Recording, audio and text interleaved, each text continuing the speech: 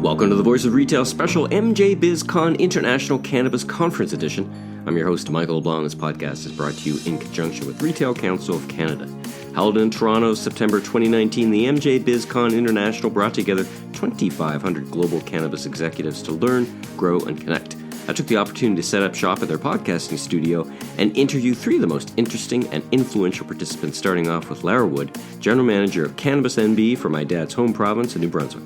This is Lara's third time on the Voice of Retail, so we catch up on developments over the summer, their innovative and groundbreaking pop-up store, and what lies ahead for Cannabis 2.0. Next, we meet Darren Bondar, President and CEO of Inner Spirit Holdings and Spirit Leaf Cannabis, one of Canada's biggest cannabis retailers, with 100 sites under development and dozens currently operating.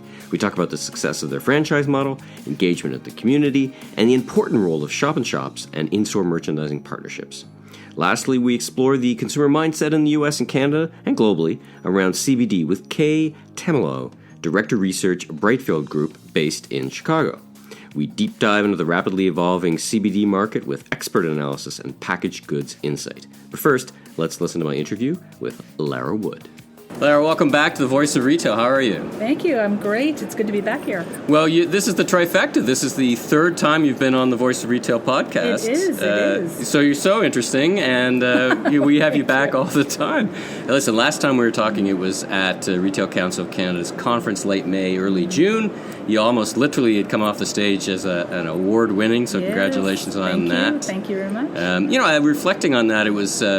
we talked about it a bit, but even in looking through the time tunnel, I think it was a great milestone for, I think, cannabis retail, because cannabis retail won a very significant award. There was big competition at that award. You won for training. So, congratulations again. And, I think it was a good milestone for the industry. I think it was a great milestone. Yeah. And our team was thrilled, because that's where we've put so much focus and effort. Yeah. So for that to be the one, that we came away with was really exciting for everybody right through our retail organization. All right. Yeah. So let's catch up a little bit since June. I just caught a bit of your panel, and you were talking about, it warmed my heart because you were talking about merchandising issues on a retail panel, and you were talking about fill rates and what was interesting about the beginning, where your fill rate was X, and then over the summer it's getting better. Mm-hmm. But interesting how the fill rate wasn't always what you wanted. So talk about that a little bit. How's the summer been, and how's your merchandising going, I should say? I think it's really interesting. I think that, there's been a lot of talk. We've sort of hashed it to death about the supply issues and the impact across Canada with retailers and LPs and how that all rolled out. And I think for a lot of us, the expectation when this launched was, we knew there'd be new things around the product and regulation, but we didn't think we'd be having these are this is CPG 101, this is how you order, this is what you plan for. So that was a real layer that we didn't expect to deal with. And then, of course, at the beginning, all the speculation of when will it resolve itself? How long will this last? And I think we didn't even talk about that in late May, early June, because we didn't have a great perspective, really. No, and I think I read, articles from experts that said everything from 6 months to 20 years. And sure. We really didn't know, and I don't think we felt like we saw a lot of improvement right through the winter and through the spring. And then suddenly it seems like there's been a bit of a turnaround. And suddenly, as more LPs get licensed, as they expand their rooms, as different kinds of products come into the mix, the quantity is not really an issue as much anymore. We're certainly long past a point where we'd be closing stores or worried about what's on the shelves. Yeah, it's fantastic. Now, I think where we need to continue evolving is the portfolio, right, and exactly what consumers want and what people assumed and how much that lines up, and filling those gaps in the portfolio. They're still causing some challenges. That's really interesting because, at one level you look at the StatsCan measurement of work in progress. There's lots of inventory, but it may not be the right inventory, right? And I think that's exactly what we're dealing with right now. So, we went from a situation where we were working very closely with our partners, and every week they were going, we can find X number of units, and we were saying we'll take them take all, them. Right. Yeah. And it really didn't matter what it was because we had to have some options. Yeah. And now what we're finding is, okay, it's great that you have those, but we're not seeing those sell through. We need to fill this gap. And so it's a real sort of back and forth about where we need to go and what we need to fill. And that's a big change from even a few months ago. Right. Let's talk about, I want to talk about this pop-up retail concept you did, and I caught it this summer, and I think it's one of the first ever. Let's talk about this pop-up cannabis retail you did in the summer. Yeah, so I think, it's funny being in this sector because it is so new, and we are coming out of prohibition, and it's a very different regulatory environment from most other sectors and what most people deal with in retail. But there are things as a retail organization that we would naturally do next. Right. The ways that we would market and ways that we would reach our customers and change the experience and move our brand. And we can't always do those things. So I think for us, it's looking at opportunities to do things that are actually fairly traditional, but in the right way for this industry. So, for cannabis, it's not realistic for us to just roll up at a concert and set up a pop-up store. Sure. There's just so much that would have to be considered. But here we saw an opportunity because it was an industry event. It was an age-gated, secure event. It was being closed to the public. It was, really an audience that we felt completely comfortable with, that we weren't going to step over any boundaries. And then it was a matter of, making sure everything we did in the pop-up still aligned with everything regulatory that we consider. Because you still need all the security requirements. We still need security. All that, right? We still need, to have the right experience, and we still need reporting. You can't just pop up a store, haul some stuff over in a truck. Right. So, the complexity of, we set up our actual POS in the pop-up store, but it's integrated with our actual bricks and mortar store nearby, so that we can ensure that all the reporting from that still aligns with all the reporting we have to deliver. So from a regulatory perspective, because your alternative would have been to license a whole other store as a pop-up, which doesn't make sense, and that's right? just not realistic. And then with interpreting sort of all those rules, even in your place, which is as the sole provider, you're a separate company, as you've explained before, but you're still the sole provider under Cannabis NB, even under those circumstances. I just want to say congratulations, because working within that framework is still and it really right? is. It comes down to a regulatory environment. Yeah. And and we've talked about this before. We are very committed to doing this right and making sure that we do it safely and responsibly. So finding this unique opportunity in this industry, age-gated, closed environment to test out the concept and see how we could do it and what it would look like, we couldn't pass that up. So how did it go? What was the reaction? Was it good sales? I mean, the reaction was fantastic. Sales per square foot? Sales were good. I think we didn't really do it with a sales number in mind, because it was really about, this is an industry conference, a lot of people visiting who are in the industry, and a very packed agenda and an exciting couple of days, but we wanted to bring the store experience into the conference. That was our sort of main goal. And we had some wonderful feedback, and we had a real excitement from a lot of the people who were attending, and a lot of good conversation and networking happened in the store because we could talk about product. And I think, of course, all our partners, the LPs, all sort of had a presence in our store as well, and we had a lot of great opportunities to showcase some of their products as well. So we were thrilled. We were thrilled with how it went and the feedback that we got. Yeah. I'm sure our American cousins visiting that conference were a bit taken aback, looking at, oh my God, I'm at a cannabis conference I can actually buy cannabis at. That comment was made by a few people, and even on stage, a couple of people commented, I'm looking at, because we were in the back of the main exhibit hall, and we had recreated our full canopy from the store. Fantastic. And so they kept sort of going, I'm looking at a store in the conference. It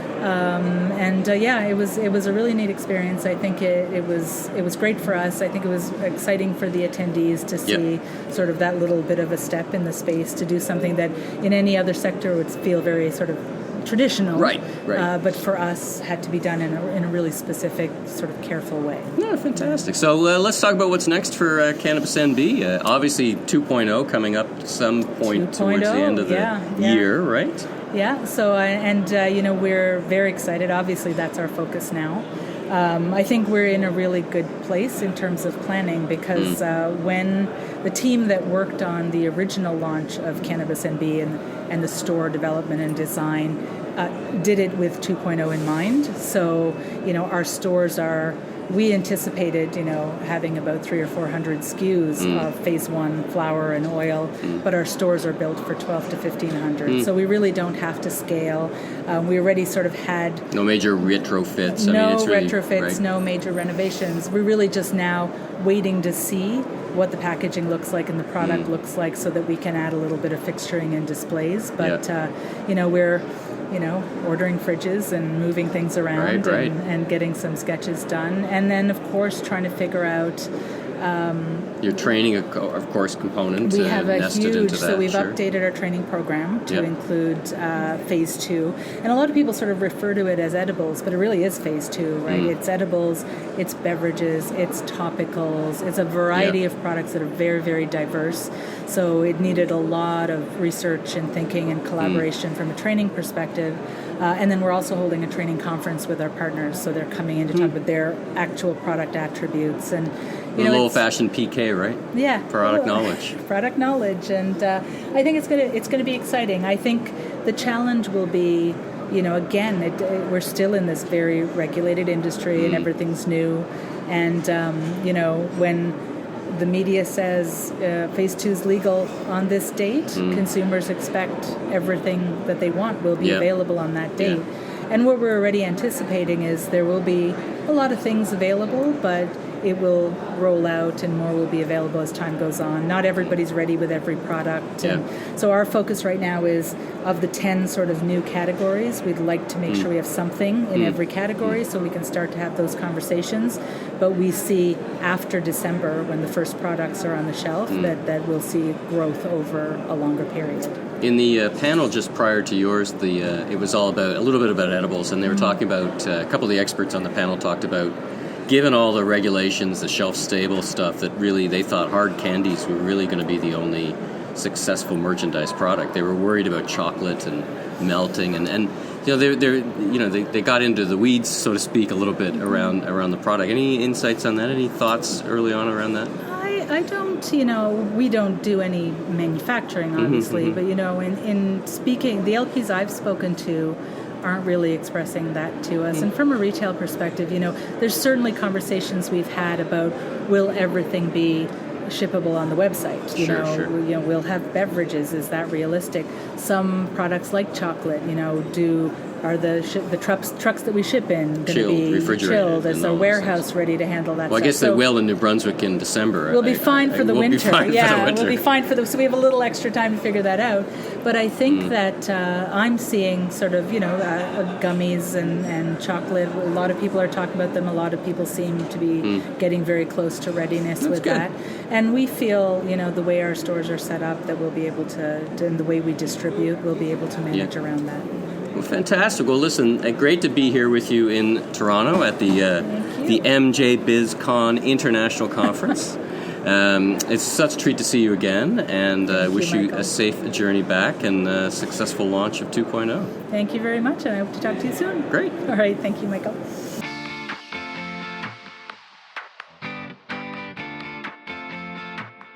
Darren, welcome to the Voice of Retail. How are you doing today? Great, thanks for having me, MJ Biz. Yeah, that's right. We're here at the MJBizCon International in Toronto. So thanks for joining me in the Voice of Retail podcast studio I got set up here. Awesome, 420. I got the 420 slot. Yeah, it's the cherished slot. I was able to get the right slot for the topic and the conversation. So why don't we jump right in? So tell us a little bit about yourself, your personal journey, professional journey, what you do, and a little bit about your company as well. Sure. Well, I'm the CEO of Spir Leaf and Inner Spirit Holdings, which is a recreational chain of cannabis stores across Canada. Been doing retail for about 20 years. So no retail and franchising, but I've always had a passion for cannabis in the background. So to be able to kind of marry those two together and be able to apply it to a legal space in Canada is really a dream come true, an opportunity I don't take for granted, and something we're pretty excited about. Yeah, it's a pretty fast ride. Talk about Spirit Leaf, the structure, because it's a bit unique, a mix of corporate and franchisee. You're really on a nice roll, and Just give us a sense of the organization. Yeah, we've been really fortunate. We were kind of one of the early retail players that came to the legal market. And when we did that, we really decided we wanted to do it with a combination of corporate locations and franchise locations. And our timing was really good as we were one of the first franchise systems to come out. And it allowed entrepreneurs or wannabe entrepreneurs to be able to participate in this market, but have the support of a reputable company that can provide them guidance on everything from real estate to product selection to marketing to legal, and get through all the hoops that you need to get through to open a successful store. Intuitively, it makes a lot of sense in a highly regulated retail environment. I myself have run Pandora Jewelry with much of that was franchisee, and you really saw the benefits. It allowed the franchisors to really focus on their expertise, and it's funny. I'm actually surprised it didn't happen earlier. Yeah, well, it's franchising is an interesting game, and we've been fortunate. The franchise partners that we have are just a really fantastic group of people. They're really passionate about Spir Leaf and the brand, and then when you have local owners and operators in their communities, their customers are really feel comfortable, and they get to know them, know the community. Exactly, and we're able to give back to the community through our Spirit Fund as well. So, talk about that. What is it? What do you the do Spirit with that? Fund is our community engagement fund. So instead of us collecting rebates, which is very common for franchisor from our various suppliers, we put those rebates right back into the Spirit Fund. So one of the first things that we did was we made a $25,000 contribution to the Gord Downey Cheney Wenjack Fund, which supports Indigenous reconciliation across the country. And now that our stores are open and operating, we look forward to doing many more community type initiatives within the regulations to give back. So our Spirit Leaf customers know that with every sale, they're contributing back to their community in some form or fashion. This is a great idea. Now you brought up Gord Downey and Tragically Hip. There's a connection through Up. Sure. Talk about it's my favorite band, so I got to touch on it a little bit. Yeah. Well, we were very fortunate in the early days to do a collaboration with Up and New Strike at the time, which is now owned by Hexo. But we have these really awesome lounges in our stores that provide this customer experience to and really help promote the Up brand, and doing so without celebrity endorsement. So it's it's a nice way to pay tribute, and then simultaneously work within the regulations. It's very clever. I mean, shop-in-shops are not unusual in retail, but they're kind of unusual. I talked to retailers in the cannabis space who are doing merchandising strategies with their vendors, again, within the regulations, all educational focus. But I'm not sure I've heard many people talk about a full shop-in-shop the way you're doing it. So. Yeah, this is, that's, our 20 years of retail experience comes here, and in our past life, we did lots of different shop-in-shops. Right. It's a great way for our licensed producer partners to come in, provide education, and really have a zone that within our stores that they can be proud of and own in some respects. It feels to me, it really feels a gap, because as we know, that brand awareness, what brands represent what, is really a learning experience for us all, but certainly for the consumers, right? Yeah, agreed. Yeah, it's a great perception. I mean, it's difficult for brands to advertise, so this is one way in store that they really can showcase their brand, and our preferred partners who we work with, get that opportunity.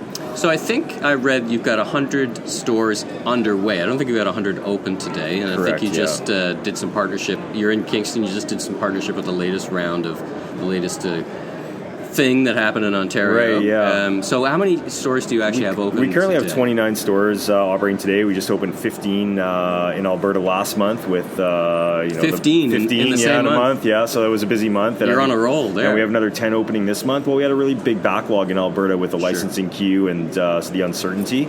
But we had these locations, we had these franchise partners, and now that there's that uncertainty cloud is kind of gone in Alberta, we can open and execute, and that's exactly what we're able to do in a very short amount of time.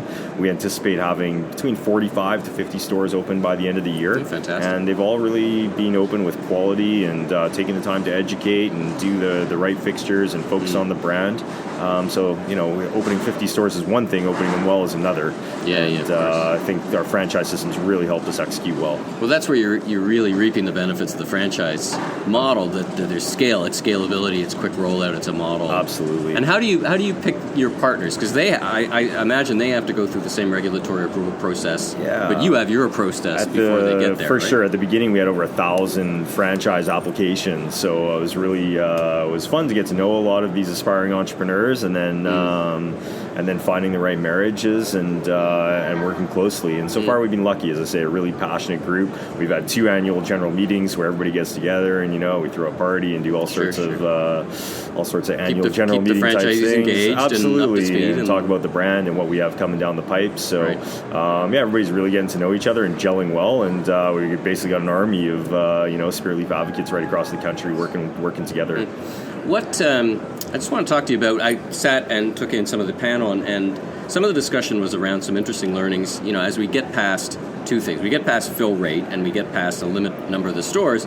You made the very valid point that now we actually have to compete. Yes, and that hasn't really been the nature of cannabis retail so far, because if you've got supply, you're in the game. Sure. So that's changing. And then I wondered your thoughts around the changing nature of the assortment, kind of starting to display itself or present itself as in, well, we thought that'd be more successful than it is, and boy, we never thought that line would be as successful as it is. Are those kind of learnings starting to flow for you? Well, absolutely. So I think to answer your first question, which is a good one, now that the market in Alberta is maturing and there's almost 300 licenses that are being issued, and on McLeod Trail, which is a main street in Calgary, you've got 10 cannabis stores within a 30-40 block radius. So now you're like retail now you're like in retail. This is retail, you're competition, yeah, right? Absolutely. So everything that you know about retail comes into play, and we spend a lot of time, focusing on brand and location and proper execution. And I think all of those are going to be essential for long-term sustainability and to be able to win in the market. And it's probably where your engagement in the community is going to really start to yield absolutely. dividends. I think all the elements we put into place, and you're constantly tweaking and fine-tuning in retail. That's part of the being successful. Yeah. The retail tenements of location and customer experience and selection and service. There's no compromise for Spir Leaf, and that's how we're going to win in the long term. And how would you describe kind of an elevator description of how you merchandise your store? Like, what's what is that? When you walk into our store, it should feel like what? Well, what's number one is authentic.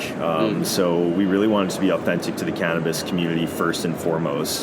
So if we thought we had the buy-in of that true cannabis connoisseur, that the rest will follow. If the guy that you know or the girl that you know says, hey, like I consume cannabis and this is the spot where I'm going to go because it's the store I want to shop at, it feels authentic, they're going to tell their friends who may not be so familiar. So we really wanted to be authentic, but at the same time we also wanted to be welcome and warm and open to new users. So you can come in and literally it's the type of shop where some of the top retail stores that are being built out, they look that great. Really nice. Congratulations! I've seen some of the merchandising. It's fantastic. Yeah, it's amazing. Really nice. So nice fixtures, lots of natural woods, and I think just overall a great experience. And then for a customer who wants to come in and look selection, we've got digital menus, but we've got old school paper menus. We've got all sorts of different places where customers can interact, inspect the flower, inspect the product, buy related accessories, and with a well-trained... But not magazines. Not High Times magazines, but anything else. You were talking about how and the regulations for the listeners who don't know is they have to be cannabis related accessories. You can't sell potato chips, you can't sell in Alberta you can't t-shirts sell t-shirts or clothing or High Times magazines because it's not directly related to the consumption of cannabis. So look, these kind of idiosyncrasies will ease over time and it'll sort itself sense. out. It's early days, right? I think my perspective is very early days. We're not even a year into this. So I think all these things will sort their way out. Agreed. Last kind of question, just to home back in on this merchandising assortment, is what are you seeing what surprised you? Let me put the question that way in terms of what's selling or what's not. Anything? I don't think anything completely surprised us. I mean, right now the customer we're getting is a lot of customers who've consumed for a long time. So I don't think it's any surprise to your listeners who are educated and know that high THC cannabis seems to be the most popular sellers right now. But as we're able to educate consumers, it's not always the highest THC level that's going to give you the effect. We're really seeing a wide range of flower and pre-rolls being sold. That makes up about 90% of what we're selling today. Is the pre-roll, do you conceive that as a tourist product? It's really handy for tourists. We're operating stores in the national parks in Jasper. We got one of the first stores there in Canmore. So it's convenient, but also people who just want to try a new strain. Hey, I'm going to buy 1 gram, or I'm going to buy a pre-roll, and it's easy and effective. And then once a consumer becomes more familiar with that strain, they're coming back and buying into 3.5 gram or 7 gram varieties. So grinding it themselves. Exactly. So that's interesting. I hadn't conceived of it as like a sampling opportunity in effect, right? Convenience and convenience. So what's next? More stores, but you've got Cannabis 2.0 coming up with edibles later on in the year. How are you getting ready for that? We're going to continue to execute on the opening of the remaining stores. So we got another 20 or so to go here before the end of the year, and then really already preparing for Cannabis 2.0, which involves working with our licensed producers and seeing what they've got down and getting our staff educated. We've got our own cannabis brands coming out in 2020, which will include some edibles and vape pens and our own flower. So that'll be terrific. And really just focus on implementing the business plan we set out when we started 2 years ago, and being true to our customers and our shareholders and our franchise partners, and trying to build a great company, and at the same time give something back to the community. Then I think we'll win. Well, it's fantastic for the industry to have such a savvy operator at the helm, because that's hasn't entirely been the case. So congratulations thank you. on that. It's been a wild ride, but we're privileged and really grateful for the opportunity. Well, listen, thanks again for sitting down with the Voice of Retail. It's great to meet you, and I wish you all success and best of luck. Yeah, likewise. Thanks to all the listeners. All right. Okay, man.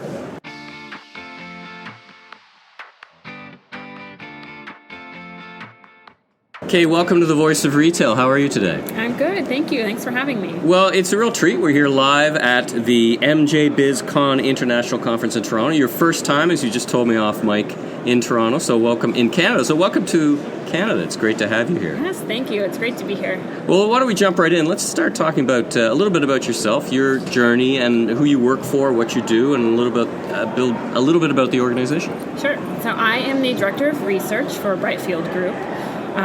Brightfield Group, we do strategic market research and consumer insights in the CBD and legal cannabis space. So right now we're focused specifically on those two industries. We look at it from a market perspective. So how big are these markets going to be? What are the major trends, drivers of growth?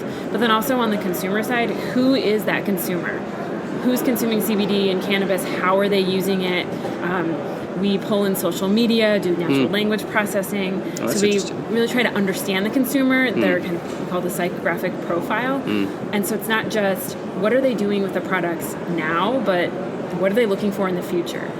How are they talking about the products to really understand those hints, not just looking backwards into the past, but forward into saying, okay, here's the trends that are emerging, here's what people are asking for. So really helping our clients understand those target consumers. And you come to this naturally. Your background is in market research. You've got a great pedigree in packaged goods, which I guess you're translating, so to speak, now into this market space. And based in Chicago, right? Correct, yes. Correct. But do work across the world, or what's the scope of your organization? Right, so we cover those two industries from a global perspective, certainly focusing on the United States and Canada, but we also have coverage in Europe and Latin America, and we'll be building out the industries as things develop. Yeah. Well, I'm really excited to talk to you today because I really haven't had the opportunity on the podcast to talk much about CBD. I focus on retail. My audience is retailers. So I think it's one of those things a lot of people are curious about. It's a little, I get a lot of questions about, hey, I can still buy it. Can I buy this product on the shelves? What are consumers thinking about the product? Probably a lot of the things that you're thinking of. So what are your observations of CBD from a consumer perspective, because that's where you're really focusing. What are people doing and thinking, and what are those observations? Right. So one of the things that's so interesting and really powerful about CBD is that it's so many different things to so many different people. It's not just one consumer group, and it's not just one reason for using. So we do see a lot of people targeting chronic pain, stress, depression, insomnia. Those are I would say, the most commonly reported ailments that people are using CBD to treat. But then people are also looking for, sports recovery. So something for sore muscles. They're using it for that. They're using it for... Like a topical or whatever, yeah, right? so a topical, all different formats. So a lotion, a salve, a roll-on, or even taking a tincture after you've done a workout, and maybe your back is sore. So it's still addressing pain, but it's also more of a lifestyle element, but also beauty, right? So face serums, bath bombs. Now, how much? Now, this may be out of your scope. Yeah. But actually, for the listeners, let's talk about what CBD is versus THC in cannabis. So, give us an elevator. What is CBD and how is it different from or the same as cannabis? Sure. It's a cannabinoid. Yes, cannabinoid. I'm going to hurt myself. I can't say that either. There so you it's go. Cannabinoid. Thank you. Cannabinoid. There you go. Good. Yes. So it's one of the many cannabinoids in the cannabis plant. Yeah. But it's non-psychoactive. So there's no high associated with CBD, but it does, bind with the receptors in your endocannabinoid system and provides, at least what we're hearing is that it provides relief from pain, inflammation. It has a relaxing effect. So that's why you see being used across some of those things that I just described. Even with pets, right? I see some here at the show floor, and I've heard even in the pet pain pain management. Absolutely. So pain management for pets, even stress. So people talk a lot about their dogs being stressed out or having separation anxiety when they go to work. Their dog's all worked up, and so they feel like the CBD can help give a little bit of relaxation for their furry friend. And broadly speaking, we're still into the anecdotal experience with CBD, though there's now, I guess, particularly in Canada, we could start doing research and start validating or not what the benefits are. I mean, right now it's just it worked for me or it didn't work for me or it works for you, might not work for me. We're still kind of in that world a little bit. We are, and so we've seen CBD grow up around really strong a grassroots movement, Sure. word of mouth.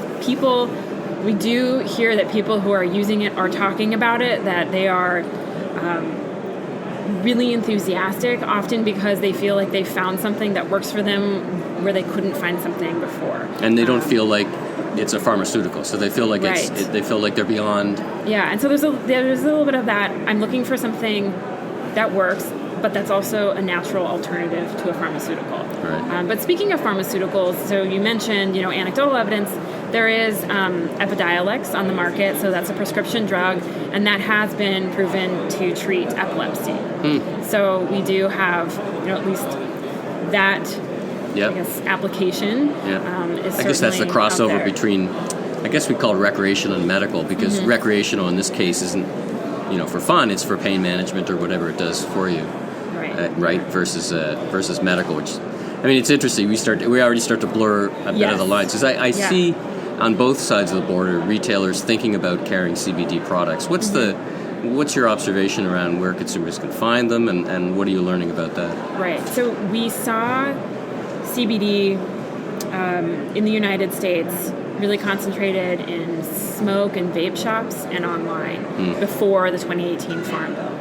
And so the Farm Bill created a legal separation in the United States between marijuana and hemp.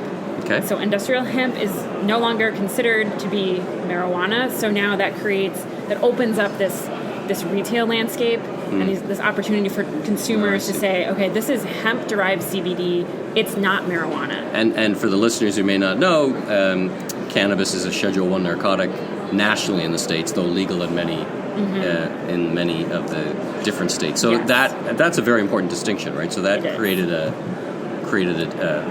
difference in the market, right? Yes, and so what we've seen is now large mass retailers. So we've got pharmacies like CVS and Walgreens. We have grocery chains like Kroger and Albertsons carrying CBD products. So they're sticking mostly to topicals because that's a very I would say a safer place to play. But now these products are becoming more widely available. We're seeing topicals and skincare come into the market. So you can find them in more places. We do still see, wide availability in smoke and vape shops, also natural food stores. So some of the mid-sized natural food chains in the States are carrying the tinctures and a wide variety. Which you'd see as a natural home for CBD. So I've kind of nudged you into retail there, but let's get back to what your focus is, and that's understanding what consumers are thinking. What do you see on the horizon? Do you see what are you learning from the studies that you do about what consumers are thinking? You mentioned off mic, you're doing social monitoring. You're just trying to find those traces of sentiment that allow you to think what's going to happen in the future. It's so important because the past is really not a great predictor because the market's been so chaotic, right? I mean, we find that people are still excited about it, and they're looking for new ways to incorporate CBD into their lifestyle. So those things that I mentioned, sports, beauty, those are definitely things that people are talking about, but they're also looking for more places to find CBD. So we're also just, we're surveying consumers and asking them, like, where would you want to buy CBD? So we know where they buy it today, but they are enthusiastic about pharmacies, and still, online is a big one. But being able to kind of go into a really trusted retail partner and say, okay, I know that you've vetted these brands. These are, serious companies, and I can go and pick up something that I can trust, because if I trust the retailer, I trust the product. Exactly. Do you think that consumers are what's driving consumers to consider CBD natural products? Is that an overall drive you see in consumers away from? It's not like there's not a shortage of topical products on the market for sore muscles or work. Like there's a whole aisle of those. Right. So is it just simply a search for the newest, best thing, or is there a genuine different motivation movement? I think that's some of it. I think we have this general health and wellness trend that's been going on for some time now. A push towards more natural products. It's a new thing. It's out there. But also, again, this word of mouth that this works for me and nothing else has. People are so enthusiastic about Very it. Powerful, right? Very powerful. That's really powerful. I'm hearing it from people that I know, not necessarily from somebody who's coming in from the outside and telling me that I should do this because it's going to make them money. Right. So I think that's really powerful. But I think in the future we will see more, branding and targeted marketing towards consumers, because consumers also want something that they feel is, kind of more personalized for their lifestyle. For them, so I think we'll see more luxury brands. We might also see more, kind of budget brands. So it's the democratization of products, like you would see kind of with any other consumer product. Can you speak to any differences you see by age or demographic or any of those different, even geography, east, west? Absolutely. I think age is a big one.